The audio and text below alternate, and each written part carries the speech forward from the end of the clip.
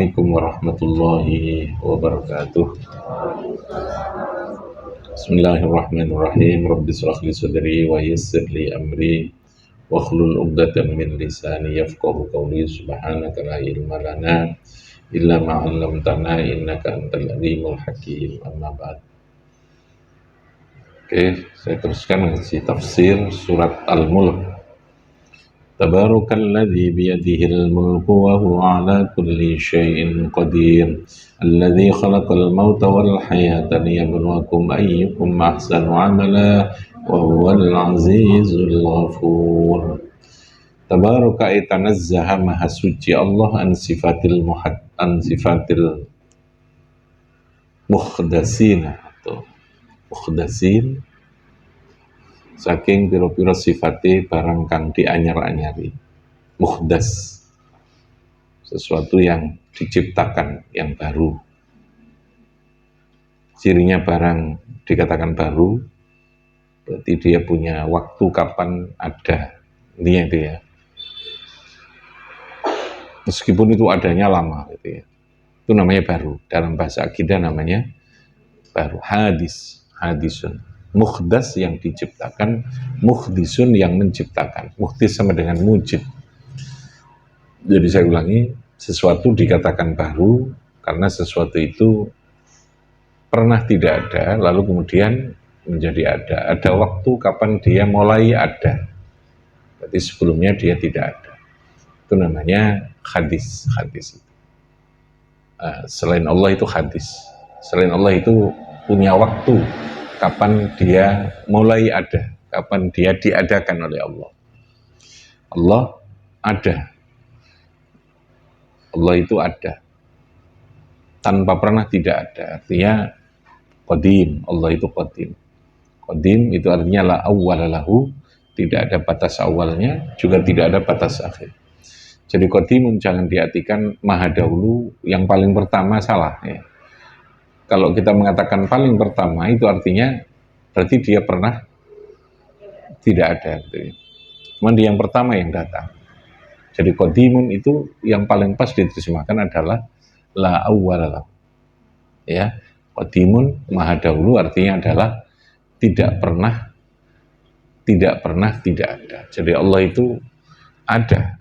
Adanya tidak pernah tidak ada. Tapi semua yang selain Allah itu adanya adalah ada yang pernah tidak ada. Artinya ada waktu kapan dia mulai ada, maka disebut dengan hadis itu. Dikatakan baru itu karena tahu gak ono.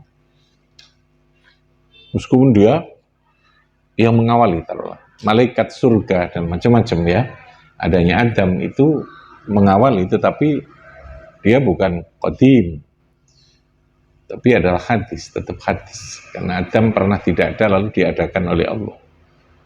Alam semesta ini tidak ada, lalu kemudian diciptakan, diadakan oleh Allah itu. Makanya pengertian qadimun tadi itu yang tepat. La awwala lahu. Apa? La awwala. Tidak punya awal. Gitu. Tidak pernah tidak ada. Itu yang paling pas itu. Jadi maha dahulu. Kalau maha dahulu berarti yang paling pertama dong. Gitu. Enggak, pengertiannya bukan paling pertama, lalu ada di atas paling pertama, tidak. Atau ada sesuatu yang kosong, tidak. La awwalahu tadi itu ya. Allah zat yang ada, sebenarnya ada. Sehingga saya katakan, semua bahasa, semua pilihan kalimat atau bahasa yang berkaitan dengan Allah, itu hanya sama pada pengucapan, pelafatan. Tapi substansinya, hakikatnya itu berbeda. Paham ya? Itu yang harus kita pahami. Allah mendengar, manusia mendengar, sama enggak? Kalau dari segi bahasa sama enggak? Sama kan, bodoh-bodoh mendengar. Gambarannya itu sama. Jadi itu untuk penggambaran saja kalau kita mengatakan Allah mendengar, manusia mendengar. Tapi substansinya jelas berbeda. Dan harus kita yakini berbeda, namanya mukhalafatun lil hawadits itu. Karena memang ada logika yang membenarkan itu. Mendengar tidak harus ada yang didengar, tidak harus suara, tidak harus pakai alat. Contohnya begitulah. Ya. mendengar kata hatimu itu kan tidak ada katanya. Mana hati bisa berkata berkalimat? Enggak ono. Kalimat hati itu apa? Enggak ada. Tapi kita membahasakan kalimat mendengar itu untuk sesuatu yang tidak sama dengan ketika kita mendengar pidatonya orang, mendengar omongannya wong gitu, yang ada kalimatnya. Jadi saya ulangi, simbol dari segi bahasa, pilihan kalimat atau bahasa yang melekat kepada Allah dan yang melekat kepada makhluknya itu hanya sama dalam simboliknya, perlambang bahasanya, tetapi substansi hakikatnya tidak pernah sama. Oleh karena itu tetap mukhalafatun lil khalq. Mulai dari kalimat ada wujud, manusia ada, Tuhan ada. Wong kita saja adanya kita dengan adanya HP beda kok. Adanya manusia itu dengan adanya tumbuh-tumbuhan kita beda. Sama-sama ada kan? Tapi penggambaran ada itu harus ada kalimatnya gitu ya. Tapi kita harus berpikir substansi ada itu berbeda. Substansi ada itu berbeda. Nah, kalau Allah, kalimat utamanya adalah bahwa Allah dengan segala kesempurnaan tidak boleh ada kekurangan sedikit pun. Satu itu kuncinya itu. Allah itu tidak boleh harus bisifatil kamal. Tidak boleh ada nukson. Nukson itu sesuatu yang kurang dari Allah. Paham ya? Satu keyakinan kuncinya di sana. Lalu dijabarkan dengan wujud, kitam, bako, itu semua uraiannya. Kata kuncinya adalah bisifatil kamal. Allah itu zat yang mempunyai sifat yang paling sempurna. Tidak boleh ada sifat nukson. Nukson itu kurang. Sebaliknya kalau manusia ini adalah sifatun nukson. Sempurnanya manusia, sempurnanya itu adalah kurang. Paham ya? Sak hebatnya manusia, sak lengkapi menungso, tetap sesungguhnya substansinya dia kurang. Paham ya? Oke lah, orang sudah punya semua, tapi kan tetap dia tidak bisa melakukan. Dia tetap untuk hidup, bahkan butuh sekedar air 1 gelas. Mana dia bisa hidup? Anda cari orang yang paling kuat sekalipun, bisakah dia hidup tanpa air? Tidak bisa. Bisakah dia hidup tanpa nafas, tanpa hawa, tanpa udara? Tidak bisa. Paham ya? Jadi kuat itu orang hebat, orang punya powerful, itu ya kan bahasa kalau dibandingkan dengan dalam aspek tertentu pada yang lain. Gitu. Substansinya sesungguhnya lemah manusia itu. Kuat apanya seorang presiden, kuat apanya seorang jenderal. Kalau kasarannya ya, wong dia orang mangan, orang sarapan ya luyu. Orang mangan rong dino ya lemes. Paham ya? Dia dikurung dalam ruangan yang tidak ada udara, dia juga bisa mati. Kuat apanya gitu nih? Kuat apa nih? Kuat itu karena dibandingkan yang lebih lemah dari dia, yang lebih tidak mampu dari dia, gitu ya. Jadi sekali lagi, sifat yang melekat pada Allah, meskipun dalam simbol bahasa itu sama, tapi substansi dan hakikatnya apa? Berbeda. Tadi yang sebutnya apa? Mukhalafatun. Apa? Mukhalafatun lil khalq. Ini sing mek guru akobah tok lho ya. Ya. Nang guru akobah guru-guru ya karo gitu. Guru akobah harus saiki meneh lali ya. Sekalian masalah ya. Namanya apa? Mukhalafatun lil hadis. Nanti tidak ngaji terus penilingnya. Oke, itu maksudnya gitu. Allah munazzahun an sifatin nuqsan. Allah itu adalah zat yang dibersihkan dari semua sifat yang kurang, dan Allah itu bersifatan bisifatil kamaliyat dengan semua sifat-sifat yang sempurna itu. Oke ya. Nah saya tanya, gimana menjaga hati, menjaga komitmen, menjaga visi kita? Ya dengan begini, paham ya? Tidak bisa dengan penataran, dengan pelatihan, dengan rapat, dengan apalagi workshop. Nah, itu teknis ya. Kalau itu untuk teknis, yang ditata bukan hati, paham ya? Padahal sebaik apapun orang diberikan yang namanya sesuatu yang bersifat teknis, teknis penggawaian, teknis kerja, teknis untuk sebuah profesionalisme kerja, sumber utamanya tetap dalam hati. Paham ya? Sumber utamanya tetap pikiran, komitmen, hati, mindset, itu yang pengejuruan itu. Dan itu harus diurus dengan memahami yang bongso jeruan. Lalu yang kedua, diberikan lingkungan yang menjaga terhadap visi itu. Paham ya? supaya tetap terjaga, tidak ada pencemaran, tidak ada yang mengotori gitu ya. Itu harus seperti itu.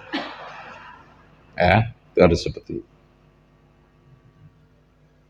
Oke. Allah zat yang sifatnya.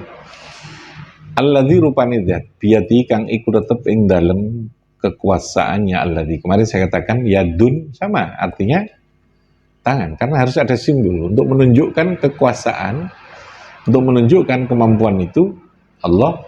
Kita perlu simbol, kitanya yang butuh simbol gitu ya, butuh bahasa itu yang bisa kita pahami. Biyadihi ai fi tasarrufi ing dalam tasarrufnya Allah. Jadi Allah zat yang punya kekuasaan yang tidak terbatas, yang mutlak. Yang kedua, Allah punya iradah. Allah punya kehendak. Iradah itu lawannya ikrah. Orang yang dalam kondisi ikrah itu dipaksakan tidak punya kehendak. Kehendaknya mati kan gitu. Ketika orang itu dipaksa, pokoknya kamu harus minum ini, kamu harus minum khamr. Ketika dia dipaksakan tidak punya pilihan. Tidak punya iradah. Iradah itu apa? Kehendak. Nah, orang dikatakan punya iradah itu ketika dia masih bisa memilih untuk melakukan sesuatu atau tidak melakukan sesuatu. Melakukan sesuatu atau tidak melakukan sesuatu. Atau memilih untuk melakukan beberapa jenis sesuatu. Itu berarti dia punya iradah. Makanya dalam bahasa hukum, sesungguhnya manusia ini kita diberi kehendak oleh Allah, diberi hak ikhtiar, tapi sekali lagi itu diberi. Sehingga suatu saat bisa saja Allah lalu kemudian mengunci kembali dalam kasus tertentu, dalam hal tertentu, lalu kemudian Allah mengambil iradah itu. Sehingga ada hak prerogatif Allah untuk memaksakan sesuatu di luar kehendak kita. Paham ya? Makanya di sana harus ada namanya keyakinan. Allah zat yang punya kekuasaan untuk memaksa, menentukan segala sesuatu di dalam kehidupan ini, tapi Allah punya kehendak juga untuk memberikan kekuasaan kepada manusia. Kita punya akal, kita punya tangan, ya. Ini semuanya diberi kemampuan. Tapi sekali lagi kemampuan itu apa? Posisinya. Diberi apa bersifat mutlak? Diberi. Kalau Allah, kekuasaannya bersifat apa? Mutlak. Mutlak itu absolut. Absolut itu artinya tidak bisa diganggu gugat. Orang ono sing iso ngaru biru nih bahasa Jawa nih. Kalau dalam bahasa politik namanya berdaulat. Kedaulatan adalah kekuasaan yang bersifat absolut.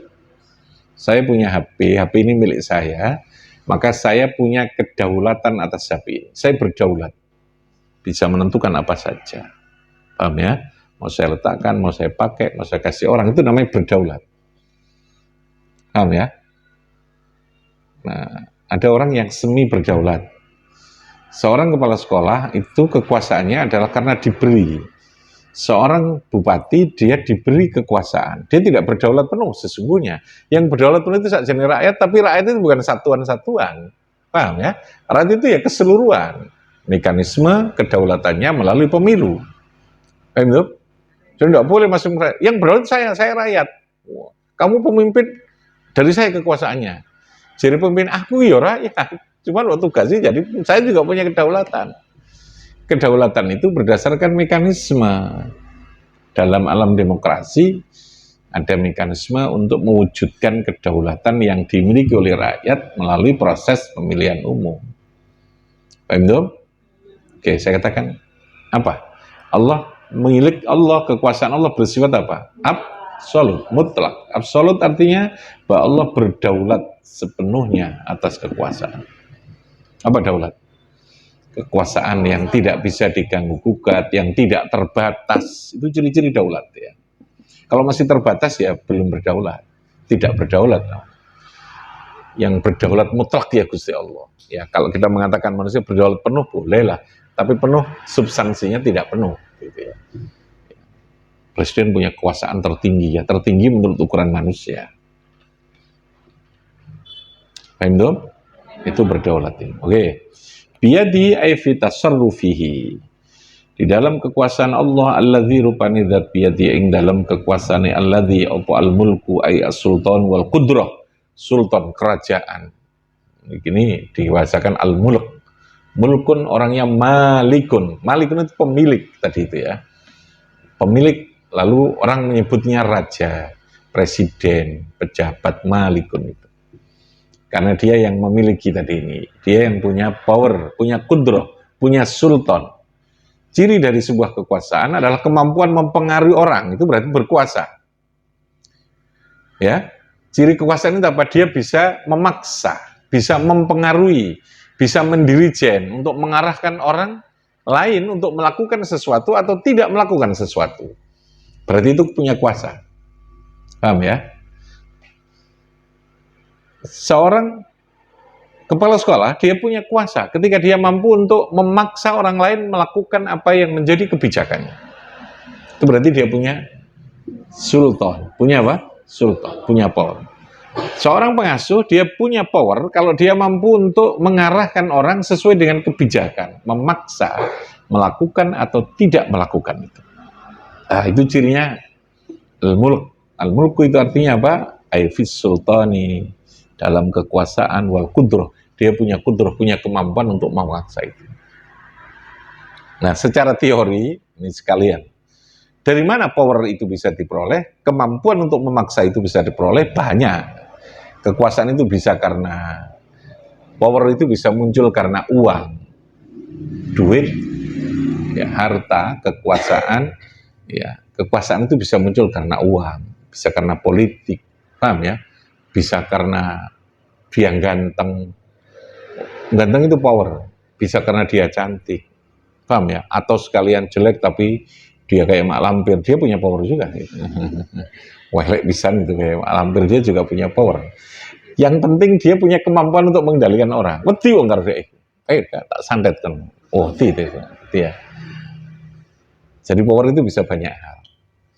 Maka orang yang punya sultan, al-malik, itu pasti dia punya sumber kekuasaan yang banyak. Semakin banyak sumbernya, maka powernya dia semakin kuat. Gitu ya. Ilmu bisa menjadi sumber power. Ilmu, kemampuan, ya. Kemampuan ilmu itu sumber power. Yang tertinggi bahkan ilmu. Karena ilmu itu bisa membawa ini, bisa membawa harta, bisa membawa ini.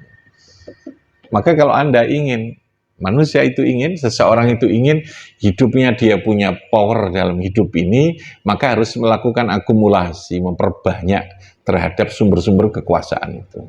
Tinggal nanti tujuan dia punya power untuk apa. Disitulah agama nanti ya toh. Lain di duit kan gue pokok. Nah itu duit dipegawi wakeh bisa mengendalikan untuk apa gitu lah ya. Itu berarti sudah harus masuk substansi. Kalau Anda sudah punya ilmu, punya kemampuan di bidang ilmu bagus, terus untuk apa? Itu nanti berarti sudah substansi. Jadi saya tanya, dari mana sumber kekuasaan? Dari segala hal yang bisa memaksa orang. Paham ya? Bisa harta, bisa ilmu, bisa ini apa macam. Paham tuh? Kamu sebagai seorang arah karena punya anak, bisa merugi anak, maka anak itu berarti di bawah kekuasaan kita. Karena dia punya ketergantungan pada hidup pada kita. Artinya DE uripe sangat menyandarkannya. Orang yang bisa disandari berarti orang yang punya kuasa gitu. Oh, nek dua apa ora sing disandari ilmune ya ora, duit ya gablek ya ora, gandeng ya ora. Iku jenenge gombal amoh sing gak kuasa itu jenenge. Gombal amoh itu jenenge. Gombal amoh, gombal mukio nek sering mucun kor ya. Gombal mukio itu gombal sing paling elek itu ana mukione gitu ya. Ya itu gambarannya tuh. Oke ya, itu zatnya Allah itu. Allah zat yang maha. Biyadi al-mulk biyadihi. Di tangan Allah seluruh kerajaan, seluruh kekuasaan, seluruh power, seluruh kudrah kemampuan. Wa huwa ala kulli syai'in qadir. Ini penegasannya. Wa huwa utai Allah ala kulli syai'in ngatasi saben-saben suci-wici iku qadirun zat yang maha. Kalau qadirun fa'ilun namanya sighatnya mubalaghah. Sighat itu bentuk kalimat. Fa'ilun, qadirun, sami'un, maha. Ada kalimat mahanya. Moho, maha. Itu berarti sudah punya kekuasaan yang sangat tidak terbatas. Qadirun zat yang maha kuasa. Kalau manusia itu kudrat, ya, kuasa. Qadir paling itu tidak sampai qadir. Kalau qadirun, fa'ilun adalah maha kuasa itu. Alladzi khalaqal mauta wal hayata.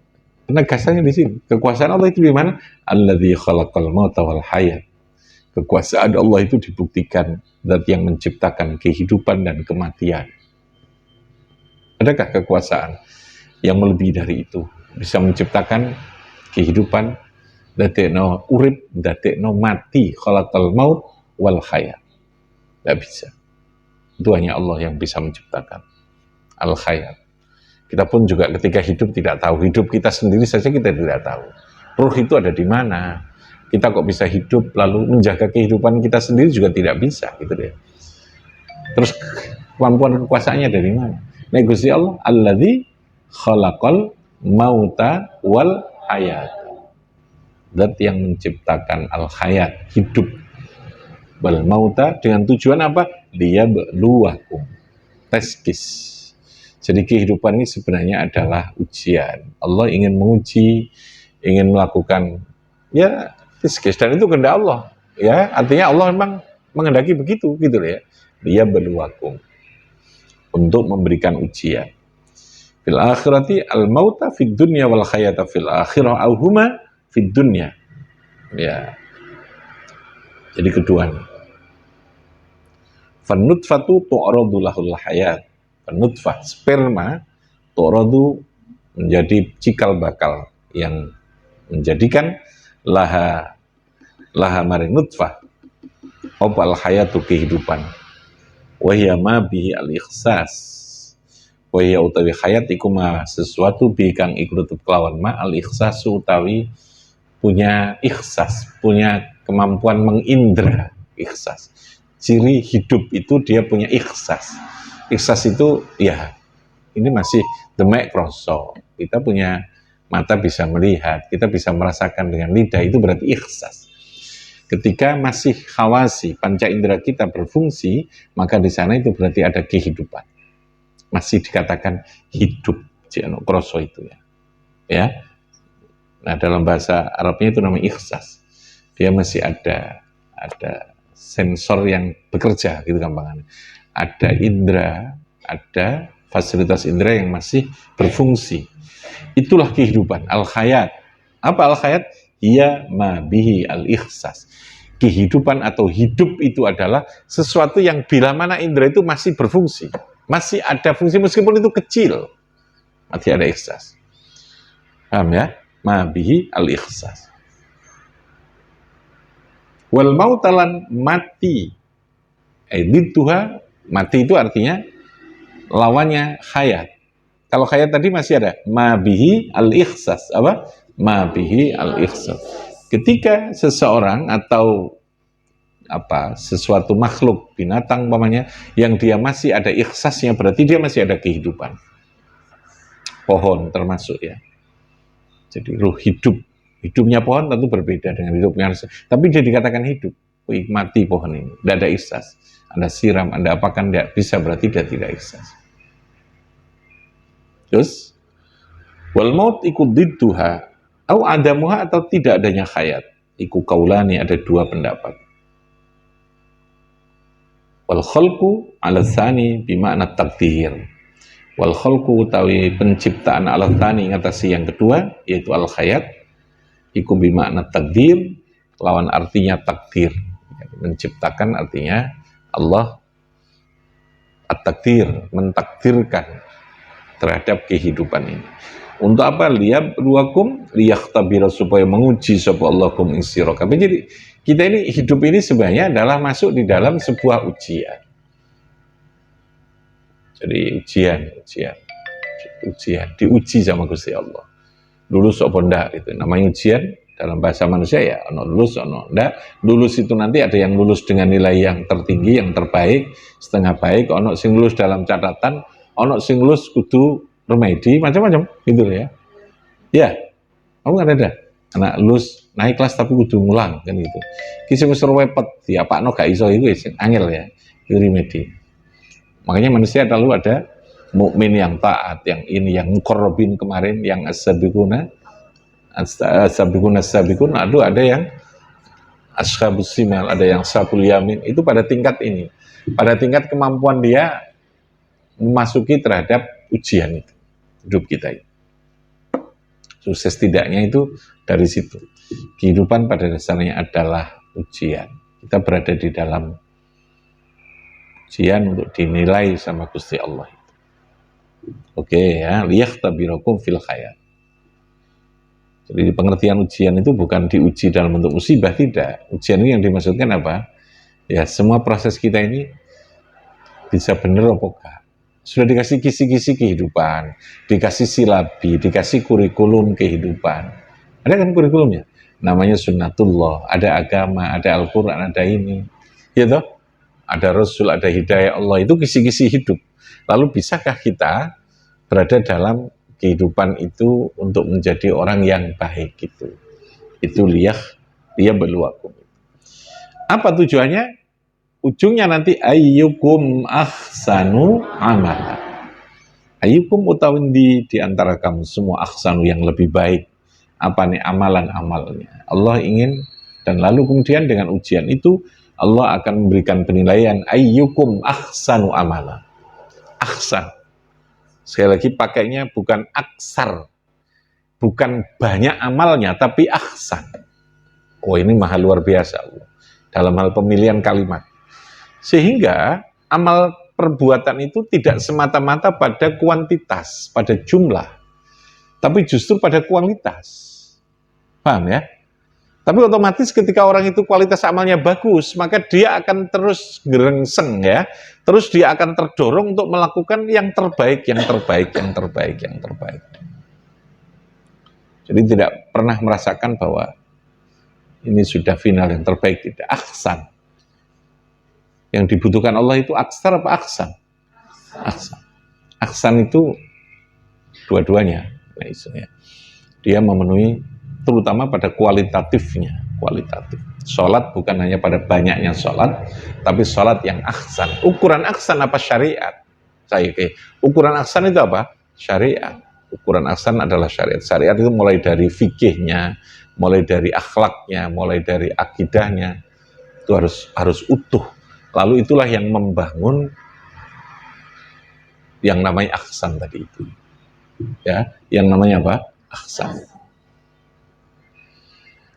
Jenenge ahsan tapi wongnya belarah gitu ya. Ahsan. Ahsan itu tafaulan. Saya tanya, apa tadi? Ukurannya orang dikatakan ahsan atau tidak ahsan? Di mana? Ukurannya apa? Syariat tadi. Agama. Bukan ukuran materi, bukan ukuran lahiriah, bukan ukuran ilmu. Ilmu itu masih materi, ilmu itu masih dunia. Paham ya? Bahkan sholat pun itu masih dunia. Dia hanya menjadi akhirat kalau sholat itu sudah diberikan jiwa, ada ruh, ada keikhlasan. Hatimu ketika ikut sholat, barulah itu menjadi akhirat. Kalau Anda sholat, lalu kemudian hanya sekedar fi'aliyah, mulai dari kamu takbir dengan ucapan, lalu sampai salam, tapi hatinya tidak pernah ikut sholat, sholatmu itu dunia. Belum aksa. Belum aksa. Apa kan? Belum aksa. Tapi gak usah peti gitu. Pas tidak menanggung gak usah sholat, ya mesisan apa jari gitu ya. Ya ikut jenis wong kentir gitu ya. Ya namanya proses aksan kan perlu proses. Yang penting kita punya kemauan memperbaiki diri kan, gitu ya. Ya Allah, Gusti Allah, ya Allah, salat kula muga-muga jenengan terami. Nah, kalau doa kita diterami berarti kita didorong nanti gelem ngaji, gelem belajar, gelem ketemu apik gitu loh ya. Urut-urutannya begitu nanti. Makanya kalau ulama itu lakukan saja meskipun Anda masih belum sempurna atau mungkin Anda belum terlalu baik. Jangan tinggalkan itu sholat. Bahkan ekstrim ya, kalau Gus Miftah itu kon maksiat atau apa-apa, yang penting cek sholat. Wah itu ekstrim itu, mestinya tidak boleh terbuka, itu hanya khusus ya. Akhirnya wong kan ya sergem belarah tapi yo ya sholat, yang penting sholat aku belarah orang apa itu kan. Jadi fikih dakwah itu memang tidak boleh secara terbuka. Itu saya tahu fikih dakwah ya, beda dengan fikih hukum yang syar'i gitu ya. Salah tidak dia, mungkin positioning ketika terbuka itu jangan gitu. Nah ya, jangan. Ya tetap hindari maksiat. Lakukan saat baik. Nek kepeksa, nah kalimatnya begitu. Nek kepeksa kamu salah, kamu kepeksa maksiat, segera taubat. Nah itu kalimatnya jauh lebih fair gitu ya, lebih enak. Ya jenenge wong kalimatnya. Nah itu kan menghibur ya, tetap ada bahasa-bahasa yang membangkitkan. Tapi jangan bahasa yang ngujo kayak begitu gitu ya. Itu kan jenenge ngujo, ngujo itu yang belarang-belarang kan guys. Oke ya, itu maksudnya begitu. Apa? Liyabluwakum ayyukum ahsanu. Ngaji ini masih dunia. Paham ya? Dunia. Akan menjadi akhirat kalau kamu niatnya baik. Jangan karena sing ngaji karo sing di pondok, aku timbang dipecat gitu ya.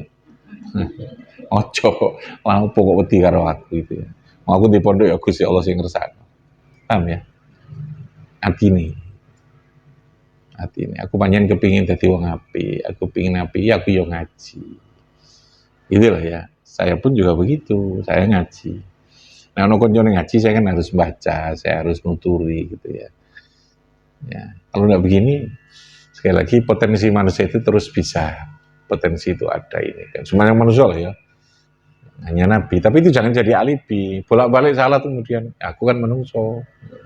Salah mana kok maksiat mana ya panjen aku menungso makhluk kotok wanisian kotok itu kayak makhluk kotok wanisian bolak-balik sih dikali ya akhirnya yo kayak menungso masih jenenge kayak setan gitu sesuai akeh setan itu timbang menungsone gitu. Jadi saya lagi nawaitunya harus dijadikan aksan aksar nek iso aksan yang pokok itu aksan nek iso aksar dan aksan. Makanya tasawuf itu bukan kasratul ibadah. Tasawuf itu orientasinya bukan kasratul ibadah, bukan kasratul aurat, bukan kok terus nggawa wiritan, nggawa tasbih, bukan. Bukan itu. Bukan minimal bukan hanya itu, gitu ya. Bukan apa? Hanya itu. Yang terpokok adalah ahsanu amala, bagaimana ibadah yang kita lakukan itu punya substansi. Nyambung no Gusti Allah niatnya. Niat itu diwujudkan dalam bentuk tadi itu ya, memenuhi syariat, memenuhi ketentuan yang ditetapkan di dalam agama. Oke? Seru loh ini ngaji kita ini sudah semakin tambah seru ya. Nah, karena saya sudah berteman dengan para syekh, wah, syekh tasawuf itu ya. Itu bagaimanapun akan mampu untuk memberikan tambahan bentukan diri kita. Ya, moga kita terus terjaga dari kebaikan. Ya. Oke, kita baca bersama. Bismillahirrahmanirrahim. Tabarakalladzi biyadihil mulku wa huwa ala kulli syai'in qadir. Alladzi khalaqal mauta wal hayata liyabluwakum ayyukum ahsanu amala wa huwal azizul ghafur. Bifanfa'na bi barakatihim khusna bi hurmatihim wa amitana fi tariqatihim wa mu'afatihim. Assalamualaikum warahmatullahi wabarakatuh.